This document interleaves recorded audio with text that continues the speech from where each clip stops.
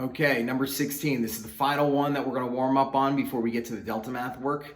The delta math work is one assignment with 3 different levels in there. There's 10 level 1s, 7 level 2s, and 3 level 3s. But I think all of them are very manageable. Okay, so now let's take a look. In number 16, we've got a system of equation in 2 variables.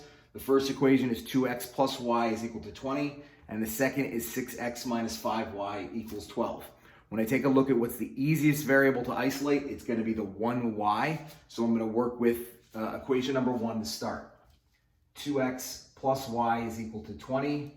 I'm going to get y by itself, so I'll subtract the 2x. Okay, I've got y equals negative 2x plus 20. It's in slope-intercept form, but we are not graphing it right now. We're doing substitution. So now that I know what y is, I'm going to go ahead and replace any y I see with what it's now equal to, negative 2x plus 20.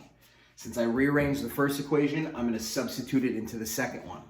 Okay, anywhere I see a y, I'm going to replace it with negative 2x plus 20. Okay, now we have an equation that's all in one variable, so we're going to go ahead and solve for it, and we're going to solve for x. So let's go ahead and simplify. Negative 5 times negative 2, negative 2x, and negative 5 times 20.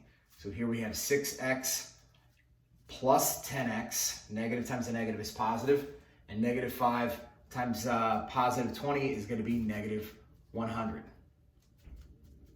Okay, now we're going to combine like terms. So 6 plus 10x is going to be 16x. Minus 100 is equal to 12. We're simplified on the left-hand side, simplified on the right-hand side, so let's go ahead and solve. I'll add 100 to both sides.